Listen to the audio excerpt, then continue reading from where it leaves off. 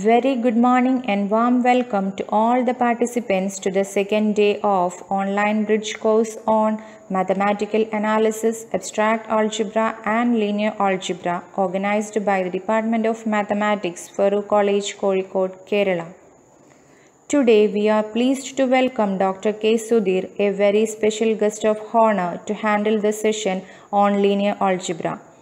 Dr. K. Sudhir is a retired associate professor in the Department of Mathematics, Farouk College. He has decorated many academic positions in the college throughout his 24 years of service. He has acquired his PhD degree from the University of Calicut under the guidance of Dr. M.S. Balasubramani.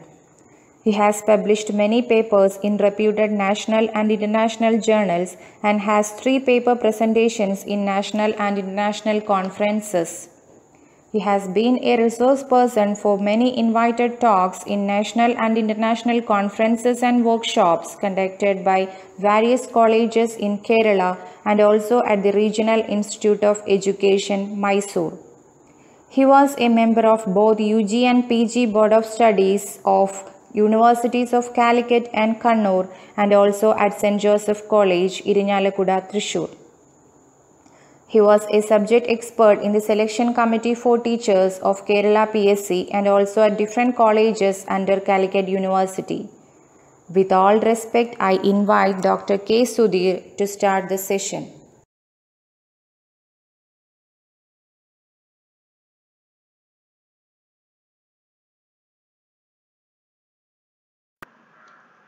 Hello everyone, I am Dr. Sudhir K. Today I will be discussing on the topic prerequisites to linear algebra. Actually, what is linear algebra?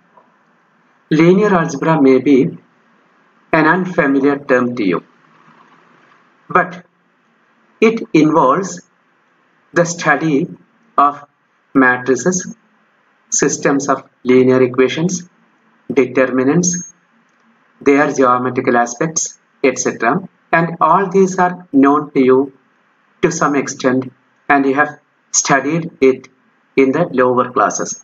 So when you make a detailed geometrical study of the theory of matrices, theory of linear equations, theory of determinants, the geometrical effect of matrix multiplication, addition, etc., what you get is linear algebra. Now, let us start with a simple question. Consider the matrix A, which is a 2 by 2 matrix with all entries 1. A equal to 1, 1, 1, 1. The question is, how many matrices B exist with the condition AB equal to A equal to BA? You have choices: none, only one, finitely many, infinitely many. See, look at the requirement. You want the matrix B to satisfy the condition AB equal to A equal to BA. So, to the matrix A, you are multiplying on the right side with B, and again to the matrix A, you are multiplying on the left side with the matrix B. So you know the rule on the order of matrices when they are to be multiplied. So with that, you can guess the matrix B is of order 2 by 2, or B must be a 2 by 2 square matrix. An immediate answer coming to your mind will be the identity matrix, because identity matrix always does that job. B equal to 1, 0, 0, 1 will be an immediate choice. Now the question is it the only choice? So you have to try with other matrices than the identity matrix also.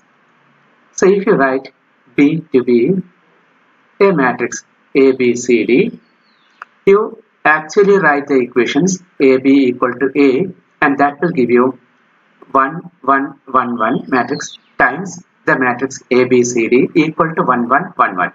And that will give you two equations, a plus c equal to 1 and b plus d equal to 1. Similarly, if you write the equation a equal to ba, that is 1 1 1 1 equal to a b c d into 1 1 1 1, and that will give you two more equations, a plus b equal to 1 and c plus d equal to 1. Now, altogether you have four equations using the unknowns a, b, c and d. If you keep some value for a, from this you will get b equal to 1 minus a. So a plus b equal to 1 will give you b equal to 1 minus a. A plus c equal to 1 will give you c equal to 1 minus a. And d has no other choice, d equal to a. So for each real number a, we get b equal to a 1 minus a to be the choice, making the equations ab equal to a and a equal to b satisfied, or the required condition ab equal to a equal to ba will be satisfied for this type of matrices. Now, what are the specialities of this matrix? One thing is clear, it is a symmetric matrix because first row and first column are same, second row and second column are same. So it's a symmetric matrix. And more than that, what is sum of entries of the first column? That is 1. Sum of entries of the second column, that is 1. Sum of entries of the first row, sum of entries of second row, all are 1. So the row entries and column entries all are 1. A symmetric matrix is B. So B, one choice of A is 1 by 2. You can take B equal to 1 by 2, 1 by 2, 1 by 2, 1 by 2. Try with other values also. So what you found is for A equal to 1, 1, 1, 1, there will be infinitely many matrices B satisfying AB equal to A equal to BA. Now, let us try with a three-dimensional matrix A of the same type. A equal to the 3 by 3 matrix with 1 as the entries. How many matrices B exist with AB equal to A equal to BA? None, only one, finitely many, infinitely many. With your previous experience, you get or you guess infinitely many as the answer, and that is a correct guess. And as before, we can write B to be the general matrix A, B, C, D, E, F, G, H, I. You will get equations, and the same type of observations you can have here also. The matrix B must be a symmetric matrix with sum of entries of any row or any column to be 1. Now, because there are 3 elements in each row and each column, 3 numbers having a sum equal to 1 can be chosen infinitely many ways. So, the answer to the question will be D, infinitely many. Specific values can be taken. B equal to 0.1, 0.3, 0.6, 0.3, 0.5, 0.2, 0.6, 0.2, 0.2. This is a symmetric matrix. You can check. First row and first column are same. Second row and second column are same. Third row and third column are same. And the row entries all and column entries all have sum equal to 1. So that will satisfy the equation AB equal to A equal to BA. And another choice is B equal to the matrix with all entries 1 by 3. That of course is symmetric, and the other conditions sum and row sum and column sum are 1 will be satisfied. So that matrix also will satisfy the condition AB equal to A equal to BA. Now we will ask the question in a different style.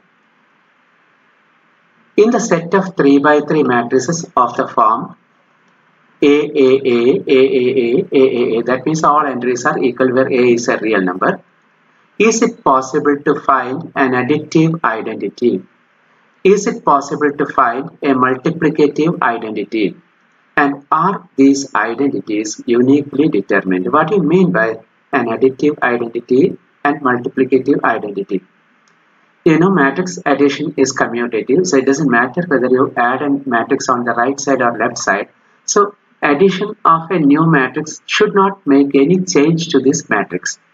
Of course, all entries are 0 will make a new matrix, 3 by 3 matrix in this set, and that will give you the additive identity. And multiplicative identity, you have seen all entries 1 by 3. That will be the multiplicative identity, and that is the only multiplicative identity in this set. And that matrix all entries 1 by 3 belongs to this set also. So our question is answered completely. Only the matrix with all entries 0 will be the identity, and multiplicative identity will be that matrix with all entries 1 by 3. So these will exist and they will be uniquely existing. Now let us go to a system of linear equations. So we have studied the method of solving a system of linear equations using matrices. And the simplest case will be if the number of equations and number of variables are equal. And we consider in this discussion matrices or systems involving 2 variables or 3 variables only, because you want to work in the real plane or in the real 3-dimensional space. The dimensional etc. It's a new term and we will come to it later.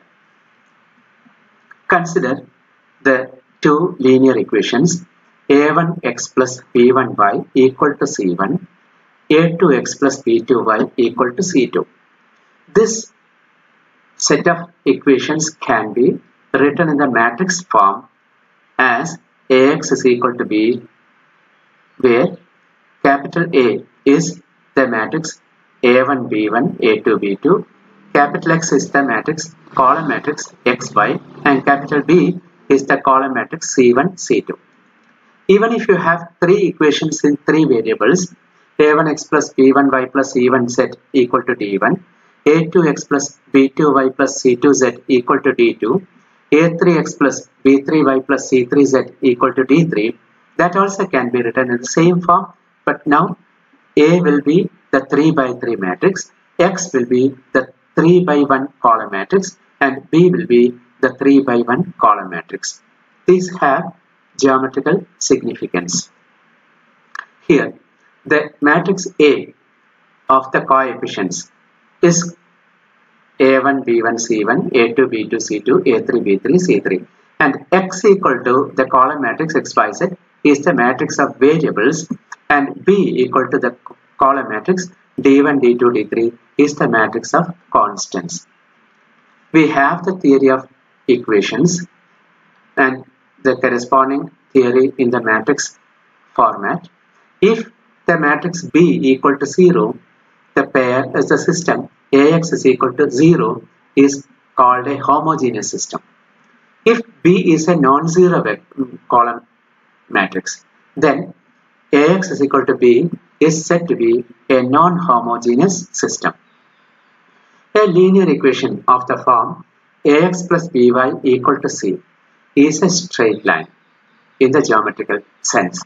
So, solving the system of linear equations means finding the point of intersection of the 2 straight lines a1x plus b1y equal to c1 and a2x plus b2y equal to c2.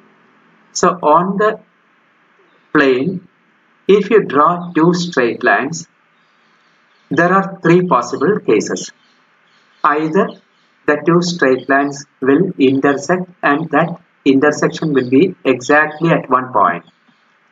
Sometimes the 2 straight lines may coincide, so you can have infinitely many common points. And sometimes the 2 straight lines will be parallel, and in that case there are no common points. Having common points means you have solution for the equations. Having no common points means you don't have solutions. So if the system is homogeneous, the problem reduces to finding points of intersection of two straight lines passing through the origin. Because both the straight lines contain origin as a point because they pass through the origin, x equal to 0 and y equal to 0 will be always a solution. If the two straight lines have different slopes, that will be the only solution. And if the two straight lines have equal slopes, there will be infinitely many solutions. And the condition for the two straight lines to have different slopes will be, again we have studied this in coordinate geometry, a1 by b1 not equal to a2 by b2, and that can be otherwise written in the form a1 b2 minus a2 b1 not equal to 0, and this is equivalent to writing determinant of a not equal to 0. If the two straight lines coincide, there are points other than origin also satisfying the given system of equations. So in that case, we say there are non-zero solutions. The condition for this is the slopes are equal. For that, the algebraic condition is a1 by b1 equal to a2 by b2, and that can be written in the form a1 b2 minus a2 b1 equal to 0, or it means determinant of a equal to 0. If the system is non-homogeneous, then the problem reduces to finding the point of intersection of the two straight lines, which may be a point other than the origin also. Clearly, there will be exactly one point of intersection if the two straight lines have different slopes. As an example, consider the pair of equations x minus 2y equal to minus 1 minus x plus 3y equal to 3. So when you draw the graph of these two, you get they intersect at one point, and if you draw the graph properly, you can get the point of intersection to be having x coordinate equal to 3 and y coordinate equal to 2. So x equal to 3 and y equal to 2 is the solution. That is, 3, 2 is the actual point of intersection of the two lines. So solving a pair of linear equations means in two variables means you are finding the point of intersection of the two straight lines drawn on the real plane. Now we check some other facts also. What is the determinant of the coefficient matrix? The coefficient matrix is 1 minus 2 minus 1 3, because the equations are 1 minus 2 minus 1 and 3, and that is determinant is not 1 equal to 1, and that is non-zero. It can happen that the non-homogeneous system to have infinitely many solutions. So for that we consider the pair of equations x minus 2y equal to minus 1 minus x plus 2y equal to 1. These two equations represent two straight lines that are coincident, and because the two equations are representing the same straight line, there are infinitely many points common to both, and so there are infinitely many solutions for this system of linear equations. Here the determinant of the coefficient matrix is 0. And one more calculation we will make. What is adjoint of the matrix A? Adjoint you can calculate, that you know already. Adjoint of this matrix will be 2, 2, 1, 1. And adjoint A multiplied by the matrix B, adjoint A times B will be 2, 2, 1, 1 minus, into minus 1, 1, and that will become 0. So we get the conditions determinant A equal to 0, adjoint A into B, that also is 0. So in that case, with this example, you have seen that the pair represents geometrically coincident straight lines or have infinitely many solutions. Now, let us check another example. The linear equations x minus 2y equal to minus 1 minus x plus 2y equal to 3. When you draw the graphs, you can see the two represents parallel lines, and because the lines are parallel, you cannot have any common points, so there are no solutions. And we make the calculations of determinant A and adjoint A into B. Here we find determinant A equal to 0, the same is the determinant as in the previous case, and adjoint A into B you can calculate to be 0, 2. That means adjoint A into B is different from 0. So let us compile all these facts. You get what? If a pair of linear equations in two variables, you see you have considered the two variables, then determinant A not equal to 0 will represent a unique solution. Determinant A equal to 0 and adjoint AB equal to 0 represents infinitely many solutions and coincident lines. And determinant A equal to 0, adjoint A into B not equal to 0 represents parallel lines and no solutions. Now, if you have a linear equation in three variables, it is of the form ax plus by plus cz plus d equal to 0, and that represents a plane in the three-dimensional space.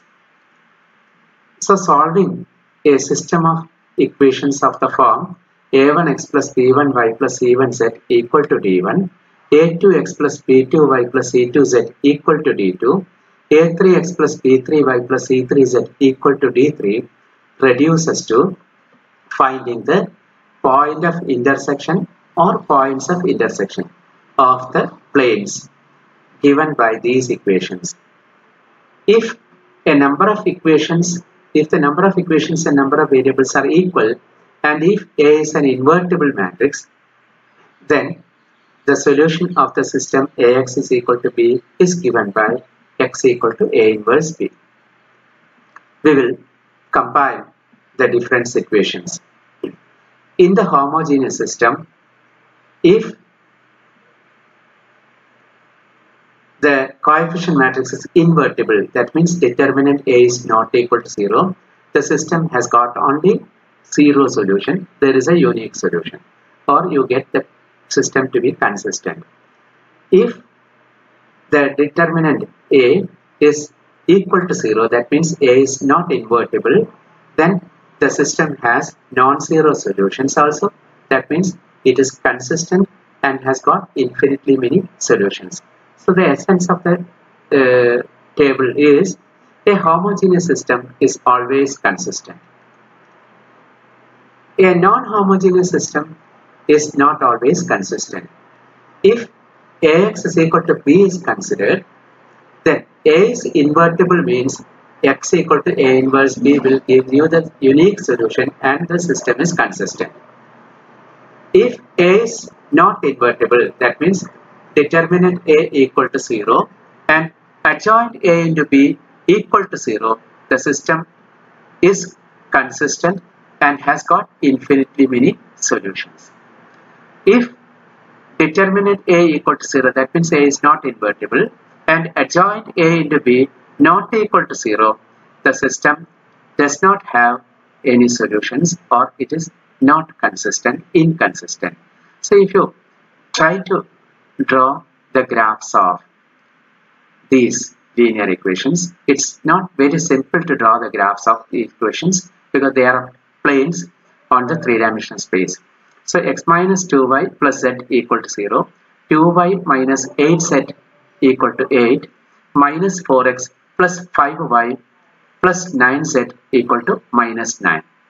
So when I ask you to draw the graphs of the three planes, you just imagine the floor and the two walls which meet at one corner of your room. They are three planes, mutually perpendicular planes, and they meet at exactly one point, the corner point that you look at in your room. Okay, So if you make the graph of these equations, you will get the graph to be three different planes, and three different planes meeting at exactly one point, and you can calculate that point to be having x coordinate equal to 29, y coordinate equal to 16, z coordinate equal to 3. And it is easy to check that determinant A is not equal to 0. And in the earlier discussion, if determinant A not equal to 0, that means A is invertible. System has only one solution, and that one solution you are getting in this way: x equal to 29, y equal to 16, and z equal to 3. So, solving linear equations in the two-dimensional or three-dimensional cases, that means with two variables or three variables, is nothing but finding the point of intersection of straight lines, or point of intersection or points of intersection of planes. If three planes intersect along a straight line, and that also you can have. So you take 3 pages of your notebook or textbook.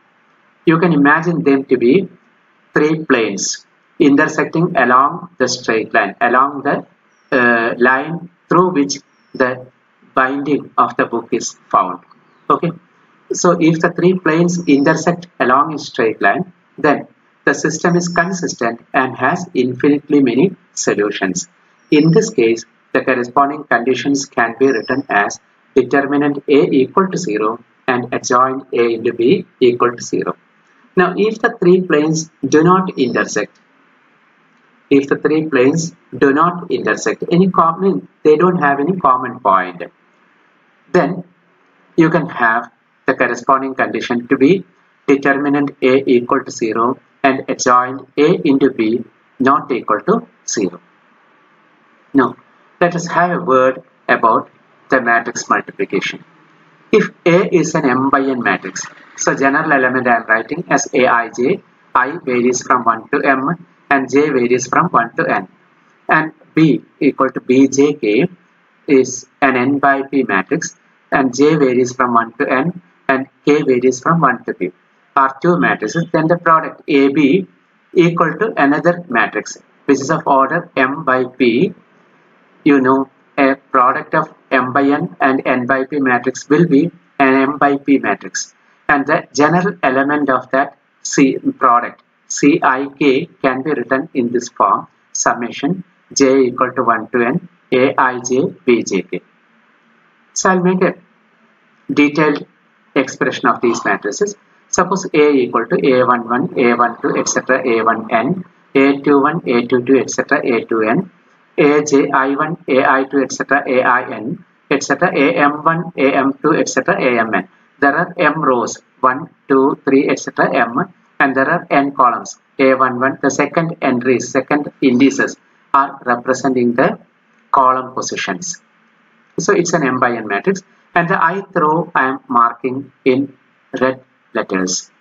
And the other matrix B, it's B11, B12, etc. B1p, and like that Bnp. The jth column I am marking in red letters.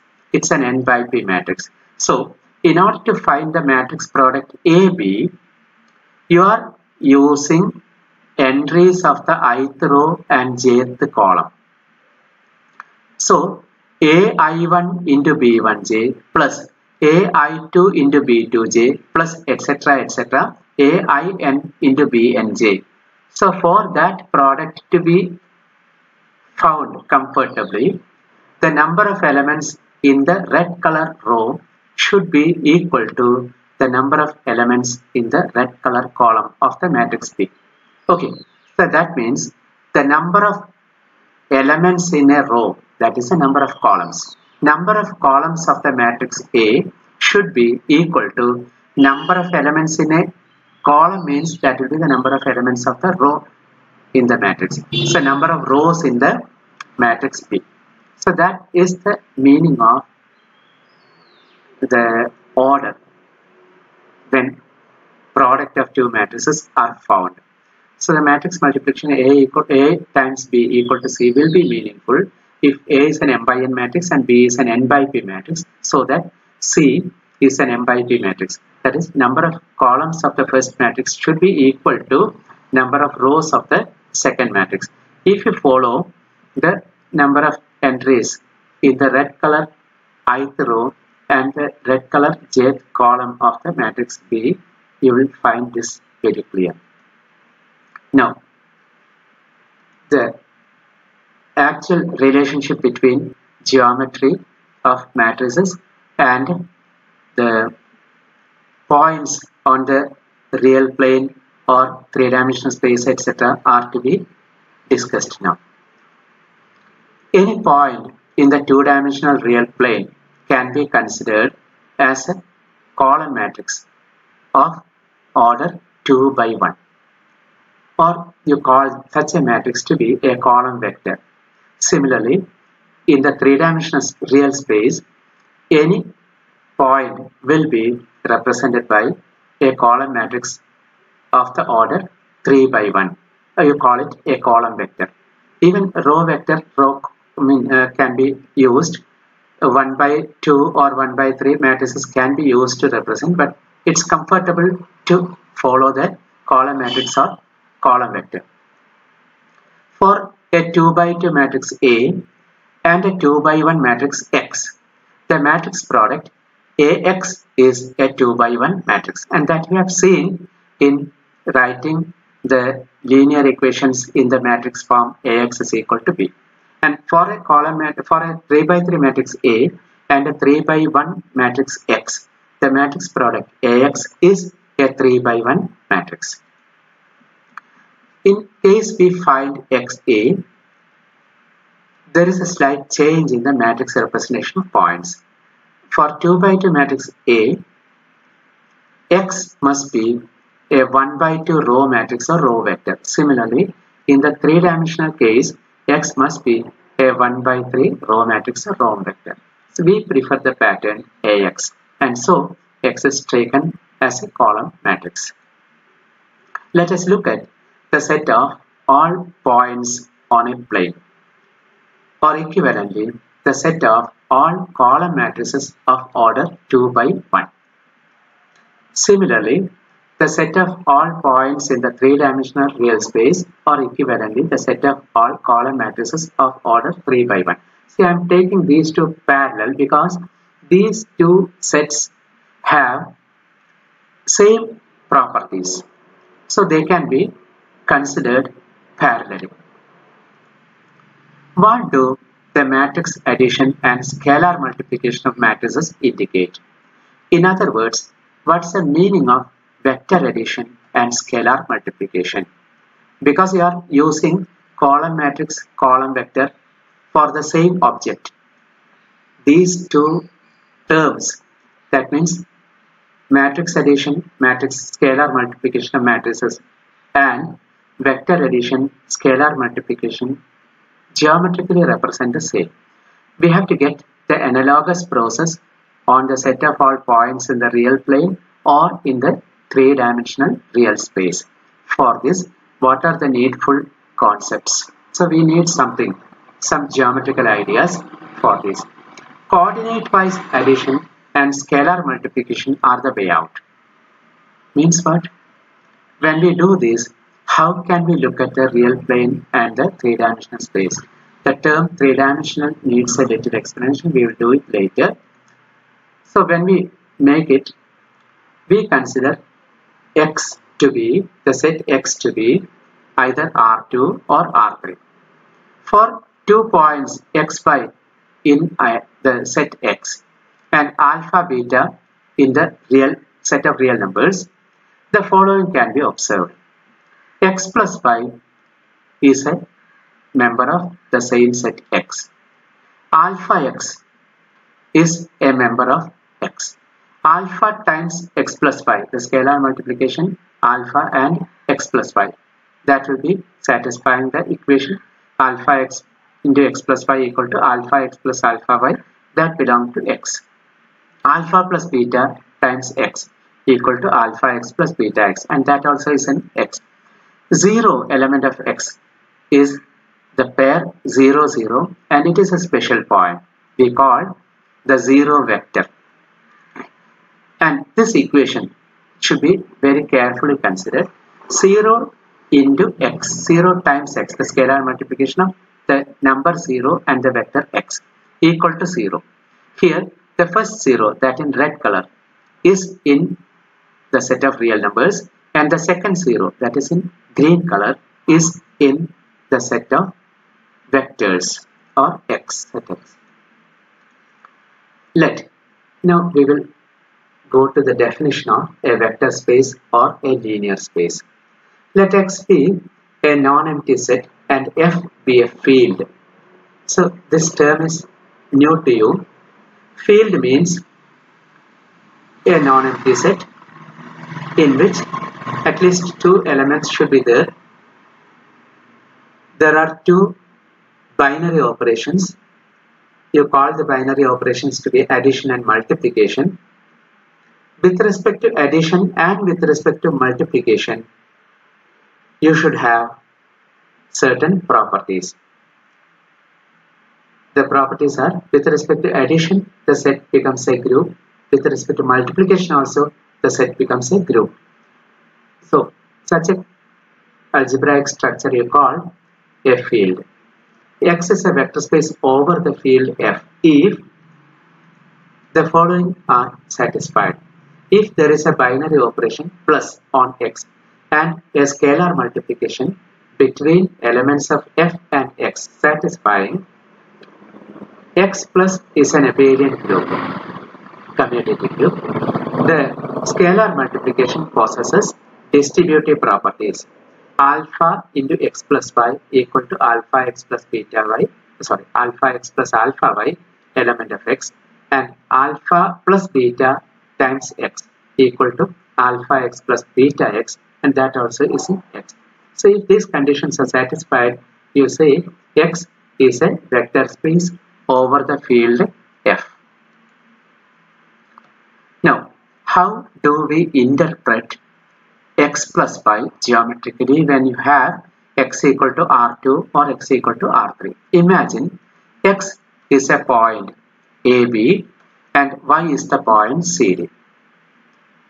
So you have used the words column matrix, column vector, etc. So the point AB can as well be considered as a vector, and point CD can be considered as a vector.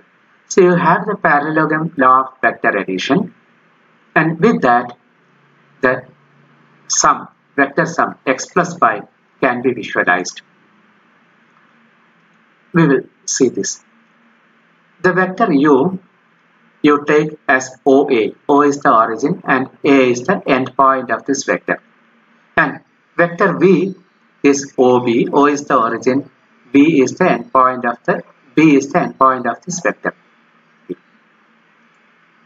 So again, this point will be denoted as C. So OACB, you get a parallelogram. So in this parallelogram OACB, O00 is the origin, AB is the point X, and OA will represent the vector U, and that vector is the position vector of the point represented by small x. And BCD is the point Y, and that is OB is the position vector representing the point Y. And if these are three vertices, then the fourth vertex C is the pair A plus C, B plus D, which represents the vector sum x plus y in the vector space. So in the plane, the set of points form a vector space. The 2 points 1, 0 and 0, 1 are of particular importance. These are called the standard basis vectors. In the language of vectors, these are the unit vectors I and j. And you know the power of the vectors I and j in the theory of vectors. Any vector on the plane can be written using I and j. If any vector R, you write R equal to, if R is a vector, R has initial point origin and end point a point xy, then the point xy can be written as a vector in the form xi plus yj. So I, j are able to define or may produce any point on the two-dimensional plane. Any point xy on the plane can be written as xy equal to x times 1 0 plus y times 1 0, and you call this to be a linear combination of 1 0 and 0 1. So the essence is all vectors are written as linear combination of the basis vectors. For a vector space, is it possible to find more than one set of basis vectors? So we will check it. In R2, we know 1 0 and 0 1 are two basis vectors. You can check 1 2 and 2 3 also form a basis. So for this, a little more theory is needed, but we will make a fast excursion through the relevant areas. How can we understand the 2 points A, B and C, D will form a basis or not? For that, we make a check. We find the determinant of the matrix A, B, C, D. So if the determinant is non-zero, they will form a basis. Otherwise, they will not form a basis. So when you have the basis vectors, write the coordinates of the basis vectors to form a matrix. If determinant of that matrix is non-zero, the vectors will form a basis, and if the determinant is 0, the vectors will not form a basis. If two vectors or points A, B and C, D form a basis, then we say that the two vectors are linearly independent. Again, a new term, linearly independent. Geometrically, this means that the line joining the origin and one point and that joining origin and the other point are having different slopes. So they are independent straight lines. They are not part of the same straight line. In a vector space, the number of basis vectors required is known as dimension of the vector space. And in that sense, we say R3 is of dimension 3 because in R3 we need 3 basis vectors. So in the language of vectors, the 3 basis vectors are I, J and K, the standard unit vectors I, J and K. And in R2, the dimension is 2 because on the plane, any point can be expressed in terms of the vectors I and J. So you have the dimension of the real plane to be R2, real plane to be 2, and dimension of the 3-dimensional space to be 3. Now, if A is a 2 by 2 matrix and X is a 2 by 1 column matrix, then AX is a 2 by 1 column vector. What does this mean? A 2 by 2 matrix can transform points on the plane to points on the plane. Similarly, a 3 by 3 matrix can transform points in the 3-dimensional space to points in the 3-dimensional space. So, multiplication with a 2 by 2 matrix causing the effect changing points in a plane to points in the plane. Multiplication with a 3 by 3 matrix causes transformation of points in 3-dimensional space to 3-dimensional space. Or matrices can be thought of as functions. Any point in the plane can be represented in terms of I and J. So I is 1 0 and J is 0 1. Suppose we want to understand geometrical effect of a 2 by 2 matrix, we will try to find the matrix product with the corresponding column matrices of these two unit vectors. So what actually the matrix does is studied by studying the effect of the matrix multiplication on the vectors 1, 0 and 0, 1. So how these two basis vectors are transformed, that will tell you the real story or the actual effect of the matrix multiplication.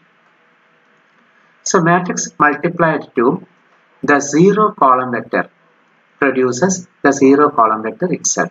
It means the origin is unaltered by the multiplication with the matrix. Now let us consider different examples.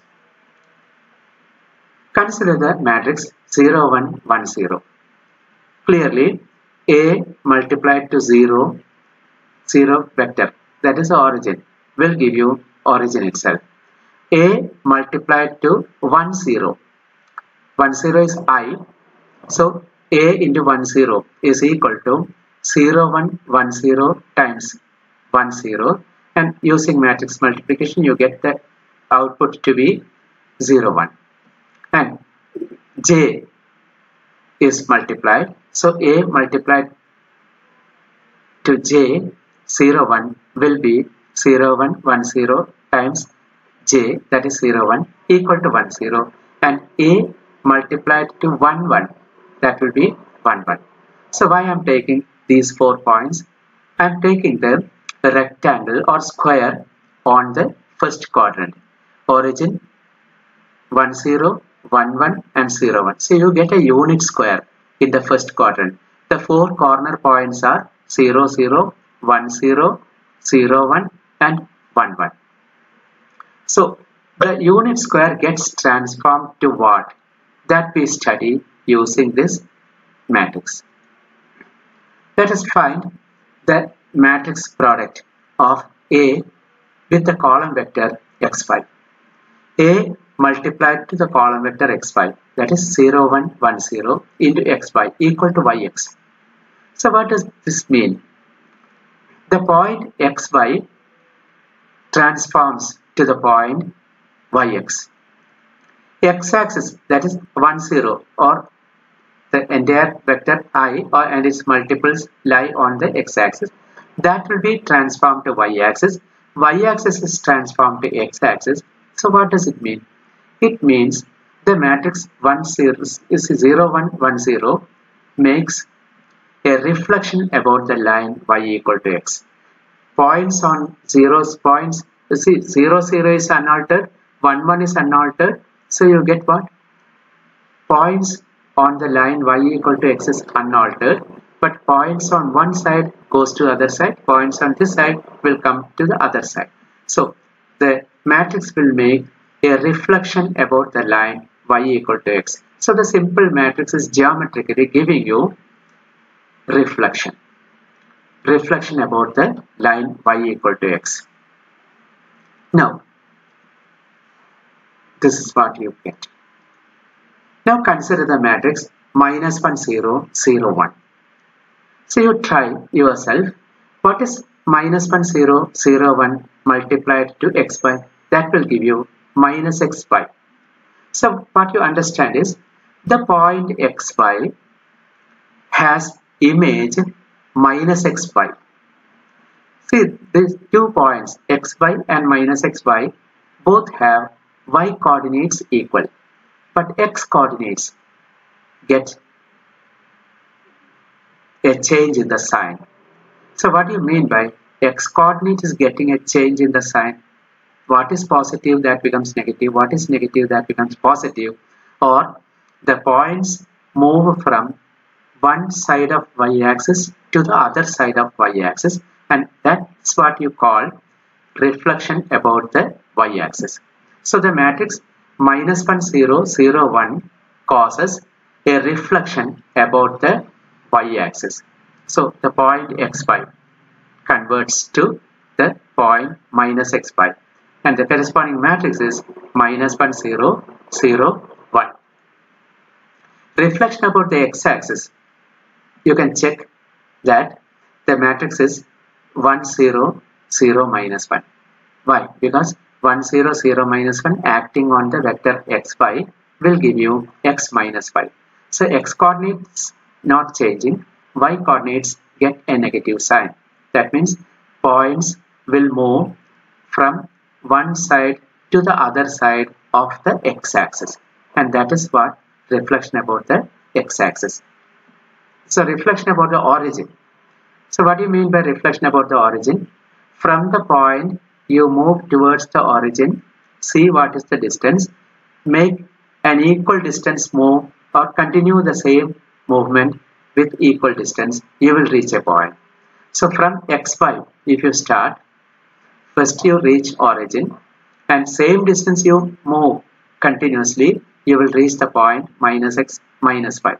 The corresponding matrix is minus 1 0 0 minus 1. So that will give you a reflection about the origin. So the matrix minus 1 0 0 minus 1 geometrically represents reflection about the origin. So what I'm trying to say is, what I'm trying to make you convince is 2 by 2 matrices are doing this geometrical work. Now rotation through 90-degree anti-clockwise. So I'll just ask you to imagine something. So you just see what is the image you get when I move this cursor. So you get a simple triangle. The triangle has got one side along the x-axis and one smaller side along the y-axis, and there is a hypotenuse to that triangle. So when you make a rotation through 90-degree anti-clockwise, the side along the x-axis will come to a portion of the y-axis, and the side which is parallel to the y-axis will become parallel to x-axis, and the hypotenuse will be another line. And here also that's the hypotenuse. And because you are turning this triangle through 90-degree, the lengths are not changing. So if this point is having an x coordinate, the same will be the y coordinate of the image. And what is the y coordinate of the image of the point? Negative of that will be y coordinate of the image. So tell me, what will be the image of xy under this rotation through 90-degree anti-clockwise? Xy will be converted to minus by x. Xy will be converted to minus by x. So let us see what happens. This transforms a vector xy into minus by x. The corresponding matrix is 0 minus 1 1 0, as you can check. 0 minus 1 1 0 times the matrix xy equal to minus by x. So now you try what will be a rotation through 90-degree clockwise. You do it as a homework. And rotation through an angle phi anti-clockwise. The corresponding matrix will be cos phi minus sin phi cos phi. And this transforms the vector xy into x cos phi minus y sin phi, x sin phi plus y cos phi. Transformations of these types, that means we have seen many matrices and actually what they do geometrically. So transformations of these types are generally called linear transformations. So this is the pictorial representation of the rotation through angle phi. Or if a equal to cos phi minus sin phi cos phi, then can you guess what is a square, a cube, etc., a raised to n, etc. A acting once means you make a rotation through phi anti-clockwise. So when A acts 2 times, you should make 2 times rotation. That means the angle, total angle that you have turned will be 2 phi. So the corresponding matrix will be cos 2 phi minus sin 2 phi, sin 2 phi, cos 2 phi. A cube will be cos 3 phi minus sin 3 phi, sin 3 phi, cos 3 phi. And you can have a raised to n also. In the same manner, instead of 2, you will have n. Now consider the matrix 1, 3, 0, 1. This is an upper triangular matrix. What is an upper triangular matrix? All elements below the main diagonal will be 0. That is upper triangular matrix. So this will be a linear transmission from R2 to R2. Let us see what this matrix will do on the unit square. The unit square is transformed to such a parallelogram. The unit square will be transformed to such a parallelogram. You call this to be a shear transformation. So just imagine you have pasted your photograph here and this matrix is applied. So your deformed photograph will be obtained in this shaded area.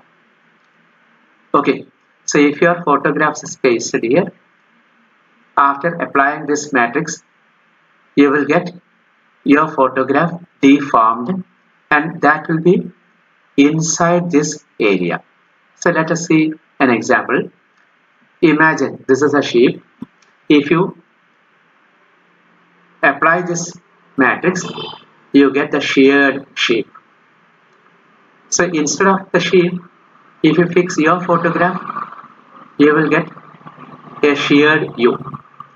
Okay. Shearing is a horizontal process if the matrix is upper triangular.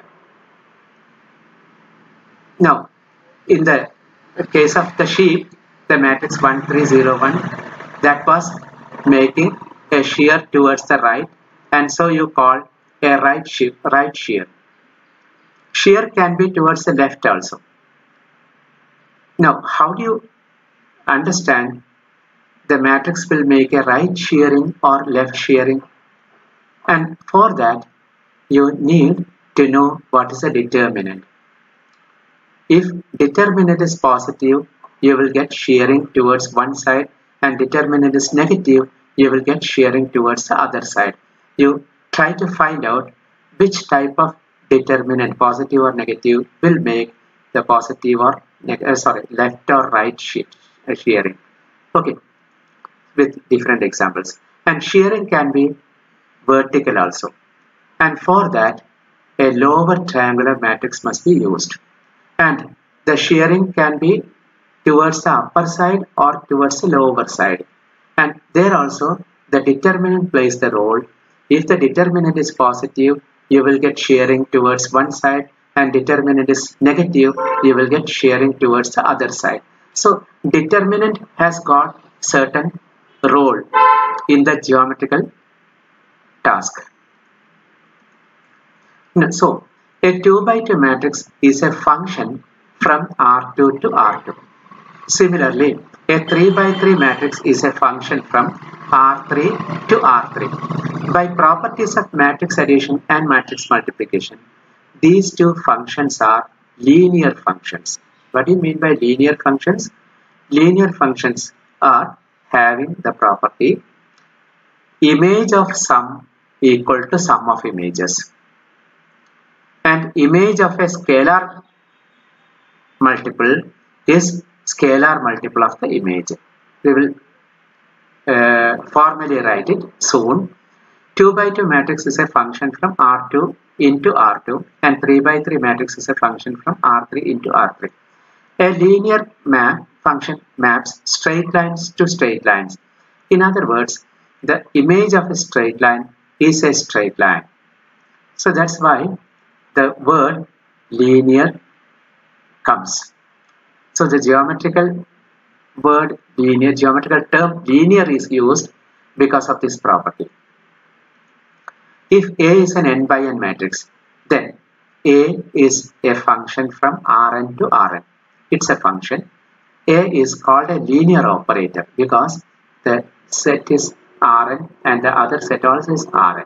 If A is an m by n matrix and X is an n by 1 matrix, you know the rules on the order of matrices when you find the product. So A is m by n matrix, then A will be Rn to Rn, a mapping from or function from Rn to Rn. It's a function. You call that to be a linear transformation. So if the two vector spaces are different, the usual terminology is linear transformation. And if the two vector spaces are same, the terminology is an operator. So operator means linear function from the vector space to same vector space. Transformation means linear function from a vector space to another vector space. Now you define what is a linear transformation. Let X be a vector space over the field F. A function t from x to x is a linear transformation if t of alpha x plus beta y equal to alpha tx plus beta ty for all x by element of x and all alpha beta element of f. We can understand the type of transformation when a matrix is given. So that we have seen it with different examples.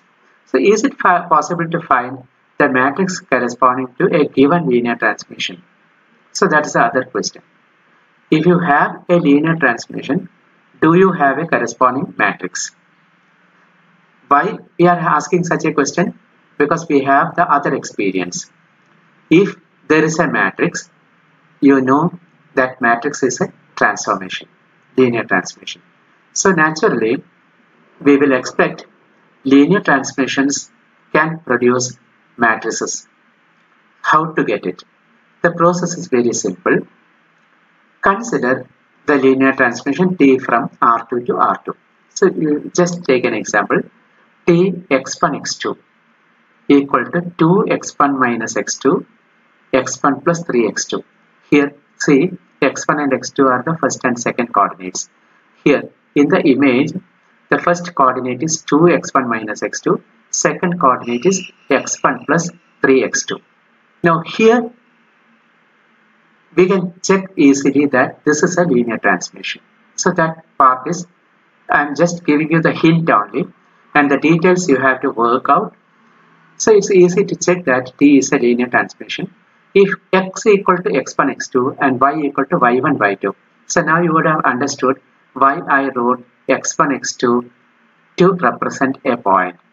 X is equal to x1 x2, y equal to y1 y2. So I didn't write that point to be a pair x y. Why? Because I wanted x and y to be two vectors in R2. So the vector x has the first coordinate, second coordinate. Vector y has the first coordinate, second coordinate. So if x and y are these two points or vectors in R2, x plus y will be x1 plus y1, x2 plus y2. So you try to find out tx, ty, alpha x, beta y, t of alpha x plus beta y, and alpha tx plus beta ty, and complete the checking whether this condition, that is t of alpha x plus beta y equal to alpha tx plus beta ty is satisfied or not. So you can check it very easily, but you should check it carefully, and you can check. Once you make the check, you understand T is a linear transformation. Now the next task is, what is the corresponding matrix? So once you know T is a linear transformation, you should understand what is the corresponding matrix. For that, initially I have given a clue. You should make the images of the basis vectors. So the basis vectors are 1, 0 and 0, 1. So in the places of x1, x2, you put 1, 0. In the places of x1, x2, later you put 0, 1. So T of 1, 0 equal to the point 2, 1. T of 0, 1 is minus 1, 3. These two are points. So these two are column vectors. So write the column vectors side by side. First basis vector, its image is a column vector 2, 1. Second basis vector 0, 1, its image is another column vector minus 1, 3. Write it. So you get a matrix, and that matrix will be the matrix corresponding to the linear transformation. So I've told it very clear. If a linear transformation is given, you write or find the images of the basis vectors to get corresponding column vectors. These column vectors are written side by side to form a matrix, and that matrix will be the matrix corresponding to the linear transformation. By this method, matrix corresponding to any linear transformation from Rn to Rm can be found as an m by n matrix. So that also is not very difficult to understand. Now, we know what are determinants. Let us try to find out geometrical meaning of determinants of order 2 and 3. We know the determinant ABCD is AD minus BC. Consider the rectangle with vertices 0, 0, A0, AB and 0B. So 0, 0, A0, 0B and AB it is. Here it is marked D, forget it, it's B. So what is the area of this rectangle? Base into height. Okay, so that will be AB. And here the determinant of this matrix will be AB. Determinant of this matrix will be AB. So naturally you should expect, if there are 2 points, see I have taken origin joining to the point A0, origin joining to the point 0B as 2 vectors. So 2 vectors can make a rectangle. 2 perpendicular vectors can make a rectangle. And if the 2 vectors are not perpendicular, you will get a parallelogram. Okay, so first vector, second vector, the parallelogram you will have. With the previous experience, you should get the area of the parallelogram to be the value of the determinant, and we will see whether you are getting that or not. If we consider a parallelogram OACB, so I have not marked the points, I mean this to be the point A, this to be the point C, this to be the point B, and O is the origin. O 0 0, A is the point AB, U represents the O vector OA as before. A similar figure we have discussed earlier. So OA, and B, OB is the second side of the parallelogram, and C, the fourth vertex C is A plus C, B plus D, and that you get by the vector addition. Now, area of the parallelogram is known as the magnitude of the cross product of the vectors U and V. What is U actually now? U is the vector corresponding to the point A. So you can write U to be AI plus BJ, and V is CI plus DJ. So U cross V will be, you find it, cross product of AI plus BJ and CI plus DJ. That you will get as AD minus BC into vector K. Then you know I cross J is K. So you get it. And its magnitude is AD minus BC, and that is a determinant. So you get a geometrical meaning for the determinant. And if you take the cuboid, earlier you took the rectangle with one side along the x-axis, the other side along the y-axis. Now you are taking cuboid, and the edges are of lengths ABC. If edges are of lengths ABC, the vertices can be A00, 0B0 and 00C. Clearly, the volume of the cuboid will be ABC. volume of the cuboid will be ABC, and that will be the determinant written using these points as column vectors. So A00, 0B0, 00C. That will give you the volume of the cuboid, and determinant of that will give you the volume of the cuboid. A similar thing you can find in the case of any three vectors. Or you get an object called parallelepiped. You get the determinant to be the scalar triple product ABC. Linear algebra is now getting familiar to you, because in linear algebra we are studying matrices, equations, linear equations, determinants, etc. in a geometrical point of view. I hope I have just shown you what is the way you have to think to study linear algebra. Always you should have the geometrical concept, what happens in R2 and what happens in R3. When whatever statement you find in the theory of linear algebra, connect it, try to connect it with R2 and R3. Then you get the linear algebra to be a very simple branch of mathematics, and I wish you all success. Thank you.